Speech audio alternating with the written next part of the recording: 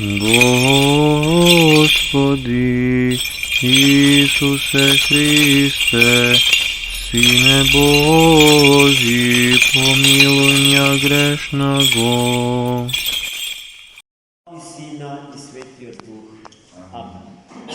Возлюбени во Христа Бога, братья и сестры, Бог се яви. Истина се яви. Бог Троица се яви. Истина се яви. Бог Свети Дух најде.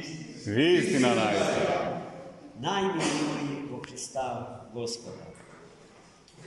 Вчера веќе си го честитавме празникот од родењето на Светата Православна Црква.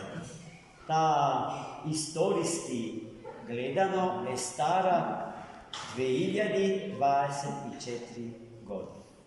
Да и се множат години. И сите вечности. Зашто ни постите на адот не може да ја одоле. Иако живееме во еден свет кој што има за цел да не убеди дека не црквата го освојува адот, туку црквата е таа што, туку адот е тој што ја освојува црква.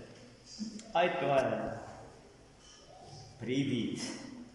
Тоа е тоа што се случува во главата на луѓето и окото обземено од еден свет чии граници се прилично тесни, за да може да се смести несместливиот Бог наш, со чии потенцијали располага Светата Црква како негово богочовечко тело, како негов богочовечки организам. Перспективите од животот на човекот не се историски, туку есхатолошки. И не е историјата таа што треба да ја абсорбира и да ја оневозможи и уништи есхатологијата, односно вечност. Туку вечноста е таа која што треба да ја абсорбира и да ја преобрази историјата во вечност. Најмили мои,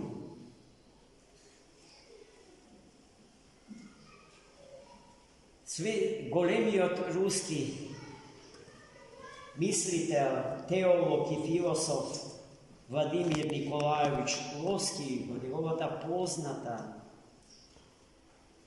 книга Мистичната теологија на црквата од Исток, ја имаме во превод на македонски јазик, ни дава до знаење дека од Христа Господа самодействено организираната, устроената црква Божја е поставена на два фундаменти. Едниот од тие фундаменти ја носи димензијата на христоцентричност, а вториот од двата фундаменти димензијата на пневматоцентричност. Христоцентричноста го подразбира присуството Христово во Светата Црква Божја а неговото присуство во Светата Црква Божја како глава на Црквата Божја, која што пак за тело ја има. Црквата има функција да ги собере сите чинители на црковниот собор, на црковниот синаксис во едно тело. Че животот на Светата Црква во таа смисла е христоцентричен, а гарант за единството на сите е Христос. Но во тоа единство на сите во Христа не се губат сите. собрани во нешто трето и безлично. Туку секој си ја чува својата ипостас, својата личност, својата посебност, својата оригиналност. Како? По силата на Сесветиот и животворен Дух. Каде е местото на Отецот? Туку. По фактот дека Христос, Синот Божи, предвечно се раѓа од Отецот, а Духот Свет предвечно происходи од Отец. И гледајте, доволно е да се спомне еден од тројцата, за да имаме реално чувство за присуството на Тројцата. Таму каде што е Отецот, таму е и Синот и Духот Свет. Таму каде што е Синот, таму е и Отецот и Духот Свет. Таму каде што е Духот Свет, таму е Отецот и Син.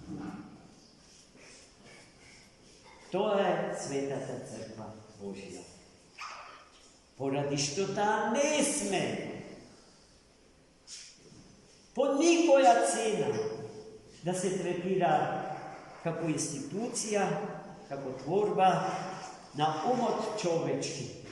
Се собрале 12 души апостоли и решиле да прават некаква организација. Атеистите, безбожниците, богомрсците би сакале да е така со црквата, но за нивна несреќа и жалост тоа така не. Црквата се само устројува и располага со чудесен имунитет кон силите пак кои што се Богу противни и ги има со една единствена намера да го разградат телото на живиот Бог, црквата, Господ. Познати се изреките што во историјата на црквата се настанувале како резултат на несовпадливоста помеѓу светоста на црквата како жив организм, богочовечки организам и несветоста на чинителите на тој организам. Ако црквата зависеше од несветите чинители на богочовечкиот организам, Светата Црква Божја, бидете уверени дека Светата Црква Божја досега немаше да ја има. Ако таа зависеше од некој поп Стефан или кој годе од нас овде собрани, сигурно дека ќе ја имаше. А и кој е тој што ја чува? Тој што ја создал. Тој што ја создал на начин непоимлив за човекот и за умот човечки. Затоа, браќи и сестри, ние сме задолжени црквата да ја чуваме ко зениците од очите Божите своји. За ништо да не ја даде. Христос и Духот Свет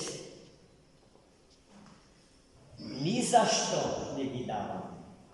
Ама себе си секогаш ќе се дадеме за Христа и Духот Свет, кои што ги имаме, кои што постојат од секогаш, бидејќи време немало кога ги немало, за да го посведочат Отецот, како носител на монархијата на Троица, првенството на Троица, а во соборот на Троица ниту еден од Троицата не е поголем од другите, ниту еден од Троицата не е помал од другите. Тоа што се случува во западната теологија, по прашањето на христијанската триадологија, таму каде што западните христијани, римокатолиците допуштија субординација, подредување на трите ипостаси според вредноста. pa taka Otecot ko što rađa i ishodi, pogolem od onoj što go rađa, Sinot, i od onoj što go ishodi, Duhot Sveti. Sinot pomalečok od Otecot, zašto se rađa od Otecot, no go ishodi Duhot Svet, poradi što je pogolem od Duhot Svet. I Duhot Svet ko što je pomalečok i od Otecot i od Sinot, veliki proishodi od Otecot i proishodi od Sina. To je tajna ta. Na pogrešnata dogmatska formula poznata pod imetom filioque, za koja što zapadnite hrišćani se sosema svesni deka je pogrešna, no ja čuvat, imam takov pečatok za trgovija so nas pravoslavni. Nije ti odstavljime, ti ja prifatime, niti od carigradska ta formula za ispovedanje to na verata, a niti od carigradski od simbol na ispovedanje to na verata, ki obvrzuga zapadnite hrišćani, ta ne nikoja druga da ispovedat vera. A vi je pak, ke priznajete, deka babo od Rim, kapo de tutti kapi u hrišćanski od sveta. To što nikogaš ne bilo, ne i nikogaš neće biti. Iako pred našite oči se sučuvati za predavstva u pravoslavната crkva po tije prašanje, ali ne gi prepoznavame kako predavstvo. A tije što Hrista go predavati povtor go raspinja i se odkažuva od dejstvotu na Svetio Duh, neka moja misla. Tije neka moja misla. Naše i za njim da se molimo. Ako sme zadolženi od Boga, da gi sakame i neprijateljite naši. Ne da gi tukame, ne da gi psujeme. Nikogo ne smejeme da raspnuvame, dopuštame sekoj nas da ne raspnuva Hrista. Togaž ni preostanula samo jedno. Da sostraduvame co Hrista raspnapio i da se molime za onje što Hrista Gospoda go raspinja i nas zaradi. To je patot na pravoslavnite hrišćane. To je patot na ljubav na Hrista. I nema drug pato Svetoj Pamet. A i onoj što umira za Hrista, toj čovjek umira za večen život. I onoj što život od go čuva do groba, toj žive za večna smrt. To je kaženo u Svetoto pismo. I od ta istina beganje nema, braće i sestre. Pa gledajte za što si ispati da se opredelimo. Samo za jedno. Samo za Hrista Gospoda. I da go prifatime povikom. Hrista Gospoda za ništo da ne go davamo. A sve drugo, ko čovjek je našo život za Hrista Gospoda da go dava. Zašto nešto taka žive za celostno da se identifikuva so Hrista. Identitet od nas, za nas pravoslavnite hrišćani go opredelува Hristos i Svetata pravoslavna crkva. Za drug identitet nito znajeme, nito sakame da znamo. Živejeme vo vreme, vo koje što ima abnormalna ponuda na identiteti. Vo site domeni od životot na čovjekot i svijetu. Teo da se vide dovoljno mudar, dovoljno dlavo, da se ima umot Hristov, a za umot Hristov rekao deka je umotna Svetata crkva Božja. Da funkcionirame kako crkva, a ne kako slobodni strelci. Znajki дека единството го добиваме од Христос, а посебноста од Духот Свет. Денеска славиме неброени свети маченици.